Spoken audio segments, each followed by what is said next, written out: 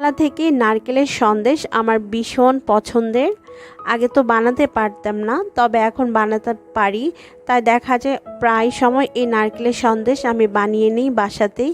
সবাই অনেক পছন্দ করে।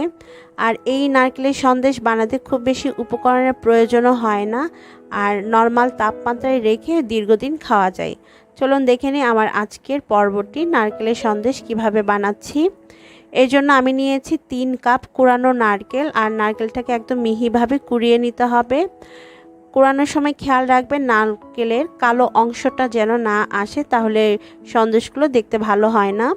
সেই সাথে নিয়েছি 1 কাপ পরিমাণ চিনি। 3 কাপ নারকেলের জন্য 1 কাপ চিনি যথেষ্ট, তবে আপনারা নিজেদের স্বাদ বুঝে কম বা বেশি করতে পারেন।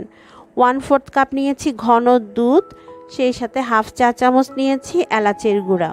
দুধ অপশনাল, আপনারা চাইলে সেটা স্কিপ করতে পারেন, তবে দিলে খেতে অনেক বেশি মজার হয়। এখন এই নারকেল আমি ব্লেন্ডারে একটু ব্লেন্ড করে নিব। আপনারা চাইলে শিলপাটাতেও একদম মিহিভাবে বেটে নিতে পারেন। তো আমি আজকে ব্লেন্ডার ইউজ করব। অর্ধেকটা নারকেল ব্লেন্ডার জারে দেওয়ার পর এর মধ্যে 2 টেবিল চামচ আমি নর্মাল তাপমাত্রার পানি দিয়ে ব্লেন্ড করে নিচ্ছি, না হয়তো ব্লেন্ড হবে না সামান্য একটু পানি অ্যাড না করলে। তো খুব ভালোভাবে মিহি করে আমি ব্লেন্ড করে নিয়েছি। দেখতে পাচ্ছেন একদম মিহি হয়ে গিয়েছে।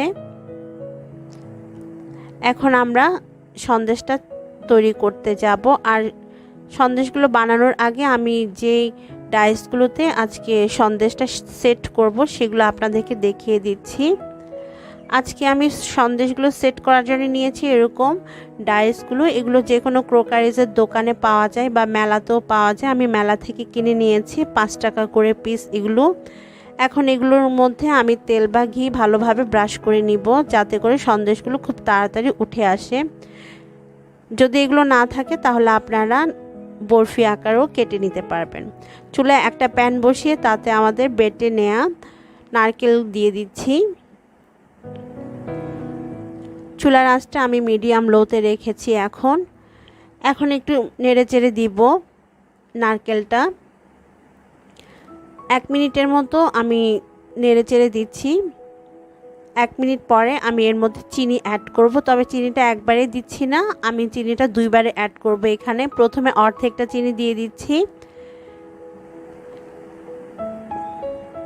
তারপরে এলাচের গুঁড়াটাও এর মধ্যে অ্যাড করে দিচ্ছি। এখন খুব ভালোভাবে নেড়ে চেড়ে যেতে হবে। চিনিটা দেওয়ার পর দেখবেন চিনি থেকে পানি বের শুরু করবে। সেই পানিটাকে আমরা হালকা একটু শুকিয়ে নিব, তারপর বাকি চিনিটা এর মধ্যে অ্যাড করব। একবারে যদি আমরা চিনিটা দিয়ে দিতাম তাহলে আমাদের চিনির পানিটা শুকাতে অনেকক্ষণ সময় লাগতো, আর নারকেলটা লালচে কালার হয়ে যেত। তাই আমি প্রথমে অর্ধেকটা চিনি দিয়ে সেই চিনির পানিটা শুকিয়ে নিয়েছি, তারপর এর মধ্যে বাকি অর্ধেকটা চিনি দিয়ে দিব। তো বাকি অর্ধেকটা চিনি এর মধ্যে দিয়ে দিয়েছি। এখন আবারও নেড়ে চেড়ে খুব ভালোভাবে চিনির পানিটাকে শুকিয়ে নিব। আর অবশ্যই চুলার আঁচটা কিন্তু মিডিয়াম লোতে রাখবেন। কোনোভাবে চুলার আঁচ বাড়িয়ে এই সন্দেশটা করতে যাবেন না, তাহলে নারকেল পুড়ে যাবে আর দেখতে খারাপ লাগবে। তো দেখতেই পাচ্ছেন চিনি গলে গিয়ে বেশ পানি পানি ভাব হয়ে গিয়েছে। তো পানিটাকে পুরোপুরি শুকিয়ে নিতে হবে আমাদের। এই সন্দেশটা বানানো খুবই সহজ, শুধু একটু ধৈর্যের ব্যাপার। ধৈর্য ধরে সময় নিয়ে শুধু নাড়াচাড়ার মধ্যে থাকতে হয়। এই সন্দেশটা বানাতে কিন্তু নাড়াচাড়াটা বন্ধ করা যাবে না, অনবরত নাড়তে হবে। এই ছোট ছোট টিপসগুলো আপনারা খেয়াল রাখবেন, তাহলে পারফেক্টভাবে নারকেলের সন্দেশ বানাতে পারবেন।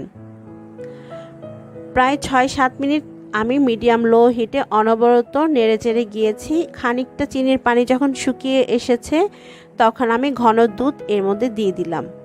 এখানে 1/4 কাপ ঘন দুধ আছে। এখন নারকেলের সাথে ঘন দুধ ভালোভাবে মিশিয়ে নিব, আর আবারও নাড়তে থাকবো যতক্ষণ না পুরোপুরি দুধ চিনি শুকিয়ে যাচ্ছে, মানে চিনির পানিটা শুকিয়ে যাচ্ছে। তো যা বলছিলাম একটাই কাজ, সেটা হচ্ছে অনবরত নেড়ে চেড়ে যাওয়া, আর কিছুই না। তো আরও 6-7 মিনিট অনবরত নেড়ে চেড়ে যাওয়ার পর দেখতে পাচ্ছেন আমাদের পানি আর দুধ বেশ শুকিয়ে এসেছে, কিন্তু এখনও পানি দেখা যাচ্ছে নারকেলের মধ্যে। তো আবারও আমি নেড়ে চেড়ে যাব যতক্ষণ না পানিটা পুরোপুরি শুকিয়ে যাচ্ছে। একটু ঘষে ঘষে প্যানের সাথে লাগিয়ে নাড়তে হবে, এতে করে পানিটা তাড়াতাড়ি শুকায়। আর চুলার আঁচটা কিন্তু মিডিয়াম লোতে রাখবেন, এইটা খেয়াল রাখতে হবে সব সময়। এটা হচ্ছে আরও মিনিট 5 এর পরের অবস্থা। মিনিট 5 আমি অনবরত নেড়ে ছেড়ে, দেখতেই পাচ্ছেন পানিটাকে আরও একটু টেনে নিয়েছি, কিন্তু এখনও কিছুটা পানি আছে, তাই আমি আরও 4-5 মিনিটের মতো অনবরত নাড়বো আর পানিটাকে শুকিয়ে নিব। তো পানিটা কখন শুকিয়ে একদম শুকনা হয়ে যাবে সেটা বোঝার একটা টিপস দেই আপনাদেরকে, সেটি হচ্ছে আপনারা ঠিক এই পর্যায়ে সামান্য একটু নারকেলের মিশ্রণ নিয়ে হাতের মধ্যে লাড্ডুর শেপ করে নেবেন। যদি শেপ দিতে পারেন ভালোভাবে তাহলে বুঝতে হবে আমাদের পানিটা পুরোপুরি শুকিয়ে গেছে। যদি শেপটা ঠিকমতো না হয় তাহলে বুঝতে হবে আমাদের নারকেলের পানি অবশিষ্ট রয়েছে। তো এখানে দেখতে পাচ্ছেন আমাদের নারকেলের পানি পুরোপুরি শুকিয়ে গেছে, এটা একদম শুকনা শুকনা ভাপ হয়ে গিয়েছে। আমি চুলা থেকে নামিয়ে নিয়েছি আর একটা বাটিতে ঢেলে নিয়েছি। এখন আমরা সন্দেশগুলো বানাবো, আর এটা গরম থাকতেই কিন্তু সন্দেশগুলো বানিয়ে নিতে হবে। ঠান্ডা হলে কিন্তু সন্দেশ আর বানানো যাবে না, শক্ত হয়ে যাবে।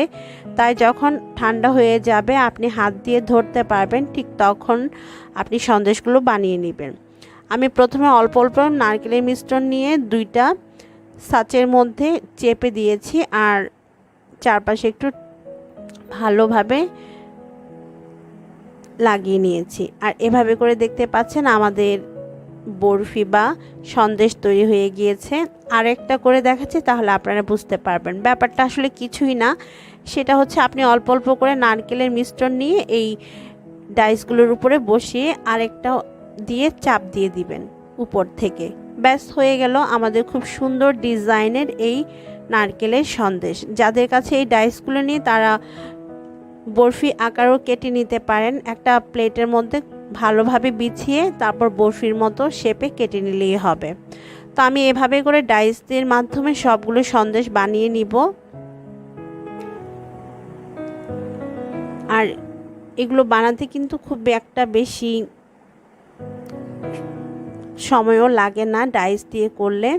তো আমি এখানে সবগুলো সন্দেশ বানিয়ে নিয়েছি, দেখতেই পাচ্ছেন এগুলো দেখতে কতটা সুন্দর হয়েছে আর খেতে যে কতটা মজার হয়েছে সেটা বলে বোঝাতে পারবো না। এই সন্দেশটা বানাতে খুব বেশি সময়ের দরকার পড়ে না, শুধু একটাই কষ্ট, সেটা হচ্ছে আপনাকে চুলার পাশে দাঁড়িয়ে অনবরত নেড়েচেড়ে যেতে হবে, আর কিছু না। তো দর্শক, এই ছিল আমার আজকের পর্ব। আজকের মতো আমি বিদায় নিচ্ছি।